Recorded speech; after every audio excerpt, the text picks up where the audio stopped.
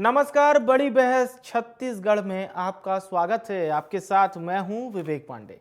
छत्तीसगढ़ के मुख्यमंत्री विष्णुदेव साय ने हस्तांतरण प्रक्रिया में प्रदेश को राशि की किस्त जारी करने के लिए पीएम मोदी और केंद्रीय वित्त मंत्री निर्मला सीतारमण के प्रति प्रदेश इकाई और प्रदेशवासियों की ओर से कृतज्ञता ज्ञापित की है यानी कि अब उनका आभार जताया है। मुख्यमंत्री विष्णुदेव साय ने कहा कि छत्तीसगढ़ की करों की हिस्सेदारी के रूप में प्राप्त राशि इस बात का प्रमाण है कि पीएम मोदी और छत्तीसगढ़ का नाता गहरा है। छत्तीसगढ़ की जनता इस नाते को निभाएगी। इससे पता चलता है कि डबल इंजन की सरकार प्रदेश में काम कर रही है। यह हमारा सौभाग्य है कि 4,842 करोड़ की राशि हमारे प्रदेश को मिली। इस राशि का उपयोग प्रदेश के विकास के लिए होगा। प्रदेश की जनता की तरफ से पीएम मोदी का धन्यवाद, साधुवाद। इस पूरे मामले पर पूर्व मुख्यमंत्री भूपेश बघेल ने तंज कस दिया। उन्होंने कहा कि छत्तीसगढ़ का यह हक है कि छत्तीसगढ़ के उस कर पर केंद्र सरकार एहसान नहीं कर रही। ये तो डबल इंजन की सरकार है, तो 18 लाख आवास गरीबों को देना था, केवल विज्ञापनों में दे रहे हैं। उसके लिए केंद्र सरकार से कितना पैसा आया ये भी बता दें। अंतर की राशि का जो हिस्सा मिलना था क्या वो आ चुका है ये भी बता दें। बोनस पर जो प्रतिबंध लगाया था 2014 में वो प्रतिबंध हट गया है क्या? पूरे मामले पर पीसीसी चीफ भी कूद पड़े। दीपक बैज ने कहा कि डबल इंजन की सरकार विफल है, फेल है। जो राशि जारी की गई वो राशि पुरानी सरकार की है, पिछली सरकार को देनी चाहिए थी, लेकिन केंद्र सरकार ने पिछली सरकार को परेशान करने के लिए राशि जारी नहीं की थी। जबरन पैसा लटकाया जाता था। डबल इंजन की सरकार छत्तीसगढ़ को किस दिशा में ले जा रही है? सरकार ने छत्तीसगढ़ को कर्ज में डुबो दिया। वित्तीय मामले में सरकार फेल है, विफल है। इसी मुद्दे पर हमारी होगी विस्तार से चर्चा। कुछ मेहमानों को भी आपके साथ जोड़ा जाएगा। उसके पहले सुनिए कि आखिर क्या कहना है मौजूदा सीएम का, पूर्व सीएम का और वर्तमान कांग्रेस प्रदेश अध्यक्ष का। हाँ, डबल इंजन की सरकार है और छत्तीसगढ़ का सौभाग्य है कि 4,842 करोड़ कर हस्तांतरण के रूप में मिला है और इसका उपयोग छत्तीसगढ़ के विकास में होगा। और छत्तीसगढ़ की जनता की तरफ से भारत सरकार का, हमारे यशस्वी प्रधानमंत्री जी का और वित्त मंत्री का बहुत बहुत साधुवाद, धन्यवाद। मैं तो उनसे कहना चाहूँगा, डबल इंजन की सरकार है, तभी तक के 18 लाख जो आवास गरीबों को देना था अभी तक के क्यों नहीं दिए? केवल विज्ञापन में दे रहे हैं 18 लाख आवास। उसके लिए केंद्र सरकार से कितना पैसा आया है ये बता दें। दूसरी बात ये है कि मैं शुरू कर रहा हूँ कोयले की जो रॉयल्टी है 4100 करोड़ वो ले आए। डबल इंजन की सरकार है। जो अंतर की राशि है जो सेंट्रल एक्साइज की, उसके जो हिस्सा मिलना था छत्तीसगढ़ को वो आ चुका है, ये बताएं। और आखिरी में मैं ये पूछना चाहता हूँ कि जो बोनस पर प्रतिबंध लगाया था 2014 में मोदी सरकार ने, वो प्रतिबंध हट गया है क्या? क्या देश के अन्य राज्य की सरकारें बोनस दे सकती है जैसे छत्तीसगढ़ में दिया गया? ये लेकिन डबल इंजन की सरकार है और 3 महीने में 13,000 करोड़ की राशि, अगर केंद्र सहयोग कर रहा है तो कर्ज इतनी अधिक राशि क्यों लेनी पड़ेगी? यही बात मध्य प्रदेश में भी है। वहाँ भी कर्ज लिए जा रहे हैं, यहाँ भी कर्ज लिए जा रहे हैं। ये रेवेन्यू बढ़ाने के लिए कोई काम नहीं कर रहे हैं, बल्कि कर्ज ले रहे हैं, उधार लेके घी पियो, इनकी स्थिति है। देखिए, ये डबल इंजन की सरकार पूरी तरह से फेल है। जो राशि जारी किया गया केंद्र सरकार के द्वारा, वो राशि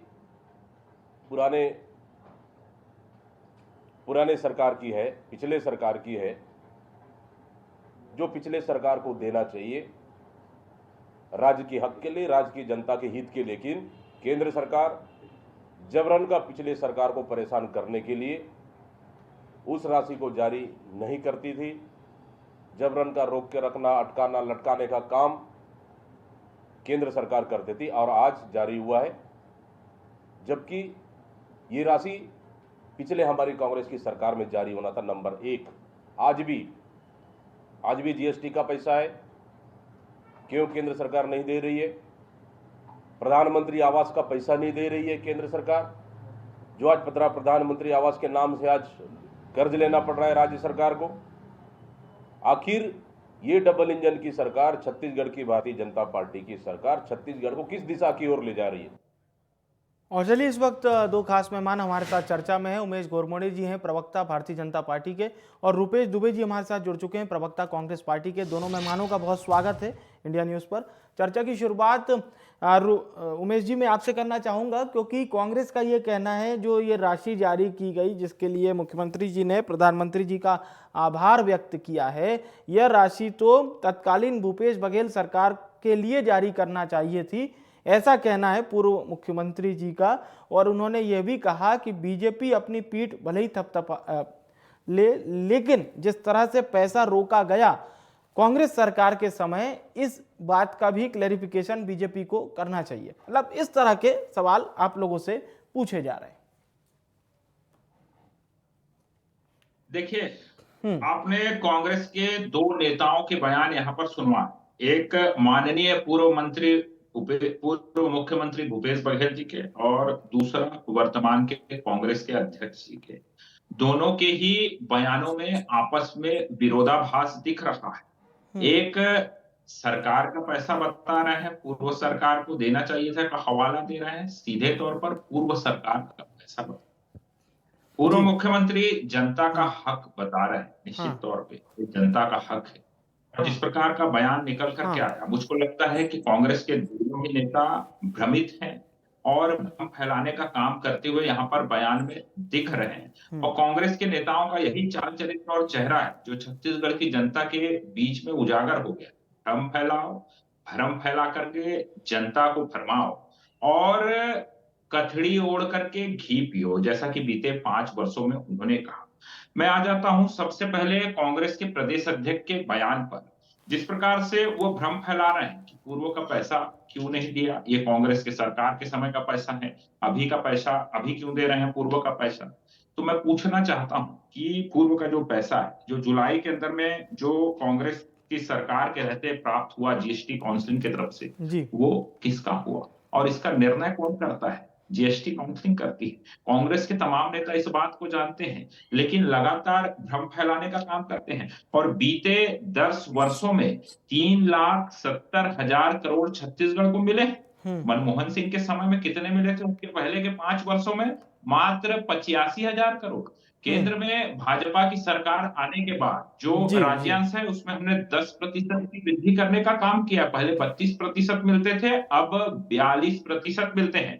और आज जो राशि जारी हुई है वो केवल छत्तीसगढ़ को जारी नहीं हुई, देश भर के 28 राज्यों को ये राशि जारी हुई।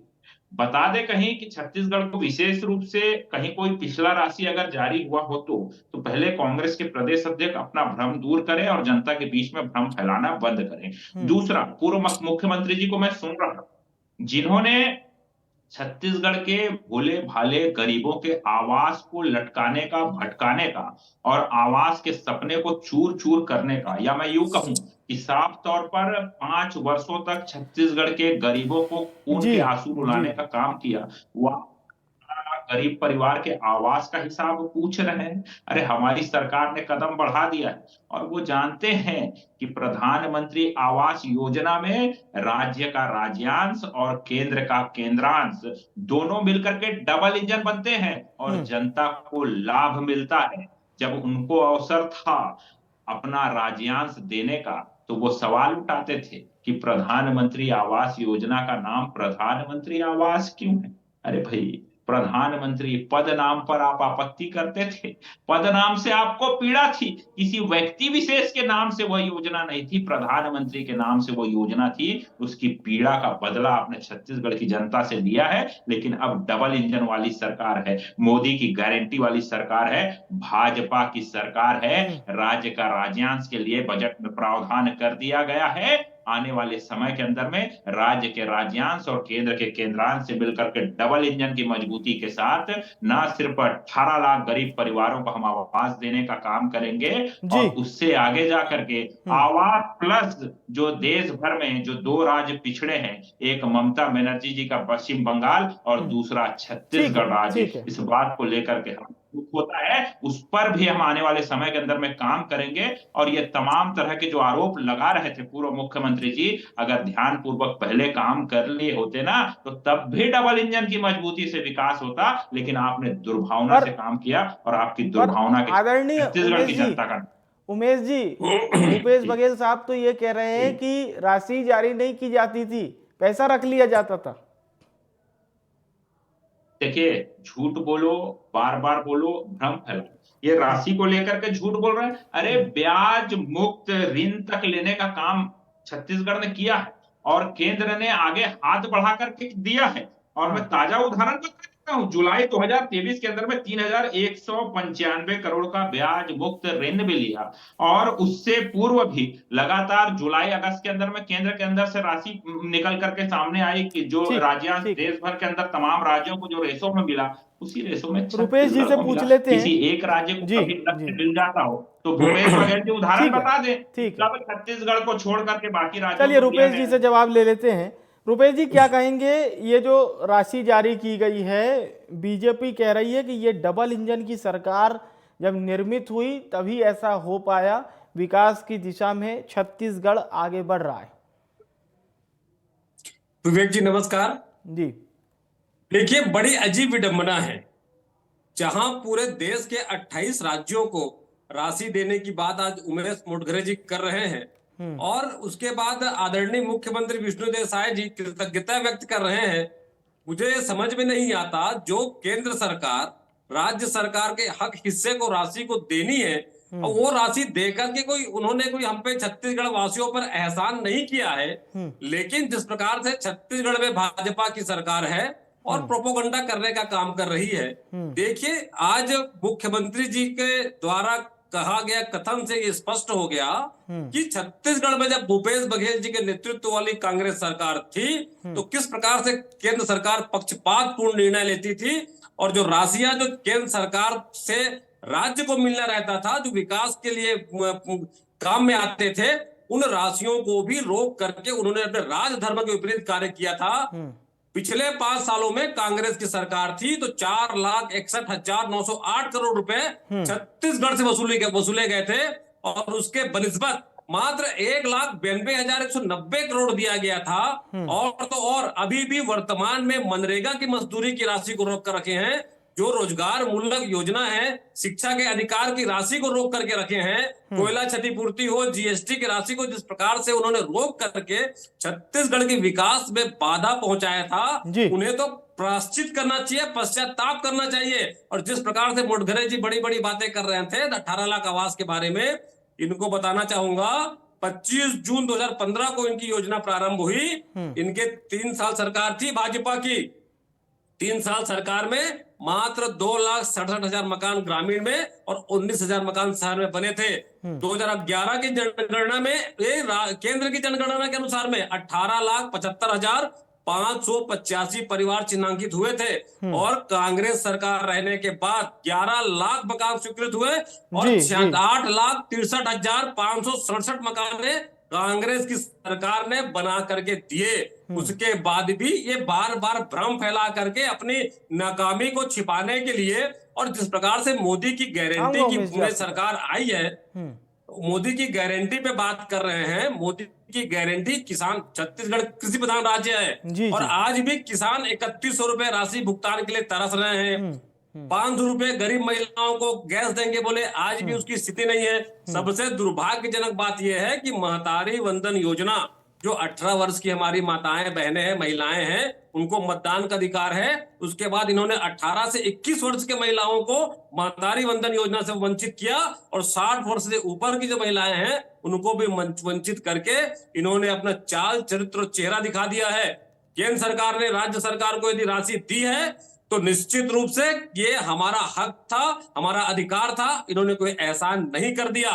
लेकिन जिस प्रकार से छत्तीसगढ़ को राशि देने की बात करते हैं, इनका देख लीजिए, छत्तीसगढ़ में बड़े बड़े विकास के परिकल्पनाएं प्रारंभ कर रहे हैं, रेल परियोजनाएं प्रारंभ कर रहे हैं। सारी रेल परियोजनाएं कोल परिवहन से संबंधित हैं। अपने पूंजीपति मित्रों को लाभ पहुंचाने के लिए छत्तीसगढ़ की जनता के साथ अन्याय करते हैं और छत्तीसगढ़ की जनता के साथ उनके हितों पर अन्याय करके आज जो सरकार बैठी है, 3 माह में इनका कर्ज की स्थिति देख लीजिए। और उसके बाद आज भी आवास के लिए केंद्र सरकार ने केंद्रांश जारी नहीं किया है जी। ये छत्तीसगढ़ के साथ आज भी ये प्रमाणित होता है कि केंद्र की सरकार छत्तीसगढ़ के प्रति पूर्वाग्रह से ग्रसित है। चलिए, अब ये केंद्रांश वाले मामले पे तो तुरंत भूल नहीं प्रतिक्रिया पा रहे हैं। उमेश जी की प्रतिक्रिया आपकी इसी बात पे। देखिए, कांग्रेस के नेता मुझे बार बार टीएस सिंहदेव साहब को याद करने पर मजबूर करते हैं, क्योंकि मुझको लगता है कि चाहे पूर्व मुख्यमंत्री भूपेश बघेल जी हो, कांग्रेस के प्रदेश के अध्यक्ष हो, या फिर टीवी डिबेट में बैठने वाले तमाम प्रवक्ता, इनको भ्रम फैलाने की ट्रेनिंग मिली। और मैं इनका भ्रम थोड़ा तोड़ दूं, प्रधानमंत्री आवास योजना को लेकर के जिस प्रकार से ये दावे कर रहे थे 11 लाख आवास और ये आवास हुआ आवास, आपके इसी नीति और इसी भ्रम से आहत होकर के पंचायत मंत्री थे माननीय टीएस सिंहदेव साहब सदन से वॉकआउट कर गए थे। अपना विभाग तक उनको छोड़ना पड़ा था। वो आहत थे कि प्रधानमंत्री ग्रामीण के आवास भूपेश बघेल जी के नेतृत्व वाली सरकार की गलत नीति के कारण नहीं बन पा रहे हैं। गरीबों के आवास के सपने को वो पूरा नहीं कर पा रहे हैं, इसलिए उन्होंने अपना मंत्रालय छोड़ दिया था। इससे बड़ा प्रमाण जनता के सामने नहीं, आप यहाँ बैठ करके हम फैला रहे हैं। दूसरी बात, जिस प्रकार से ये 3100 रुपए किसानों का विषय हो या फिर तमाम तरह के विषय हो, अभी महतारी बंधन को लेकर के भी ये भ्रम फैला रहे थे। महतारी धन के पात्र अपात्र की सूची भी जारी हुई। ये 60 वर्ष की बाध्यता की बात कर रहे थे। जाए किसी भी नगर निगम के अंदर में, पूरे प्रदेश में कहीं पर भी जाएं या मेरे पास आ जाएं, मैं सूची दिखा दूंगा। सूची में 70, 75, 80, 85 वर्ष की महिला का नाम प्रमाण के साथ कहीं भी किसी भी नगर निगम में दिखाने के लिए मैं तैयार। 18 से 21 वर्ष। ठीक है रुपेश जी, आऊंगा मैं आपके पास आऊंगा प्रतिक्रिया लेने। बोलिए। भ्रम की पोल जब खुलती है तो ये ऐसे ही बौखलाने और हड़बड़ाने लगते हैं। अभी लोकसभा का चुनाव सिर पर है। ठीक है, ये झूठ बोलने से बाज नहीं आते। अभी केंद्र के ऊपर आरोप चलिए मैं रुपेश जी की प्रतिक्रिया ले लेता हूं सर, समय भी कम बचा है हमारे पास। एक अंतिम बात बोलिए उमेश जी, बोलिए। डिबेट में छूट जाए, बोलिए सर। टीएस सिंहदेव साहब ने कहा था कि केंद्र के तरफ से पर्याप्त राशि मिलती, पर्याप्त मदद मिलता है, पर्याप्त विकास को लेकर के केंद्र कोई भेदभाव नहीं करता। ये जनता के बीच में सभा के अंदर में इनके उप मुख्यमंत्री टीएस सिंहदेव साहब ने मोदी जी से कहा था। अब इससे बड़ा प्रमाण हम ये तो मंच पर कही थी बात, ठीक है, काफी वीडियो भी वायरल हुआ था और हम फैलाएं, झूठ बोले। चलिए ठीक है, अब मैं रुपेश जी एक अंतिम प्रतिक्रिया आपकी इस पूरी बात को लेकर, उमेश जी की बात को लेकर। हाँ विवेक जी, देखिए जिस प्रकार से राजनीतिक मंच पे, वो राजनीतिक मंच नहीं था, वो योजना से संबंधित मंच था, वहां आदरणीय टीएस सिंहदेव जी ने कहा था। देखिए राजनीति करना एक अलग बात है, लेकिन अब ठीक है उमेश जी, रुपेश जी की प्रतिक्रिया। आप भी उस मंच पे बैठेंगे तो वो मंच, चलिए ठीक है, आपकी बात को जवाब दे रहे हैं, सुन लीजिए प्लीज। उस मंच को विवादास्पद स्थिति में नहीं लाना, ये छत्तीसगढ़ के कांग्रेस के नेताओं का राजधर्म था। आप मुझे बता दीजिए, 18 से 21 वर्ष की एक भी महिला का आवेदन प्राप्त किया है क्या महतारी बंधन योजना में? छत्तीसगढ़ के किसानों को 31 रुपए देने की बात जल्द दे देंगे। आप लोगों की मनसा ठीक है, नीति ठीक है, सुनिए मेरी बात कीजिए। ठीक है, वो जाने दीजिए, बात नहीं, ये प्रमाणित नहीं दी किस्तों में छला किसानों। ठीक है रुपेश जी, बात अपनी कंप्लीट कीजिए। हाँ बोलिए। वर्ष 2000 आर्थिक जनगणना के आधार पर प्रधानमंत्री आवास योजना की वादा किए थे ना किसानों को। अरे बोनस क्यों नहीं दिया आपने? सुनिए मेरी बात, बोलिए। 2014 में बोनस पे आपत्ति लगी थी। डॉक्टर रमन सिंह जी चीख चीख करके, चिट्ठी लिख लिख करके थक गए थे कि किसानों को बोनस देने का आपने क्यों नहीं दिया भाई? लेकिन अरे आपने वादा किया था ना, आपने क्यों नहीं दिया? आज भी नियम कानून का हट करके आप नियम कानून को हट करके काम किया है। लेकिन चूंकि किसानों के हित की बात थी, इसलिए कांग्रेस उस पर कोई बाधा उत्पन्न नहीं करना चाहती थी। लेकिन केंद्र सरकार की नीतियों के विपरीत आप लोगों ने जाकर के बोनस दिया है। और आप मुझे ये हाल है, आप 2 महीने की बात नहीं है। चलिए ठीक है, 2 महीने ठीक है सर, भ्रम ठीक में है। अप्रत्याशित परिणाम में मैं आए हैं। लेकिन निश्चित रूप से शुक्रिया करूंगा उमेश जी, जवाबदेही रुपेश जी, आप दोनों मेहमानों का बड़ी बहस में हमारे साथ शामिल होने के लिए बहुत बहुत धन्यवाद, शुक्रिया। बात सीधी सी साफ तो नजर आ रही थी, लेकिन इतनी साफ नहीं थी जितनी आपने चर्चा में जो आरोप प्रत्यारोप सुने। खैर, वापस से बात पर आ जाते हैं। 4,500 करोड़ से ज्यादा की राशि छत्तीसगढ़ के लिए जारी हुई। इस राशि पर मुख्यमंत्री विष्णुदेव साय ने प्रधानमंत्री नरेंद्र मोदी का आभार व्यक्त किया, लेकिन फिर कांग्रेसी खेमे से आ गए। वार पलटवार का दौर शुरू हो गया। मुख्यमंत्री भूपेश बघेल ने कहा कि ये एहसान नहीं किया गया, ये राशि तो कांग्रेस सरकार के समय ही जारी हो जानी थी, जिसे जारी नहीं किया गया था। केंद्र हमारा पैसा जारी कर कर हम पर कोई एहसान नहीं कर रहा है, जबकि उस राशि को बहुत समय तक रोका गया। जबकि बीजेपी का साफ तौर पर यह कहना है कि ये डबल इंजन की सरकार बनने के बाद ही ऐसा हो सका, कि डबल इंजन सरकार बनने के बाद विकास की राशि प्रधानमंत्री भी जारी कर रहे हैं। इस तरह के सियासी बयानबाजी होती रहती है, लेकिन मुख्य बात यह है कि इस राशि से छत्तीसगढ़ की जनता लाभान्वित हो, तब ये राशि पूरी तरह से सही और सफल साबित होगी। बड़ी बहस में फिलहाल के लिए मेरे साथ इतना ही।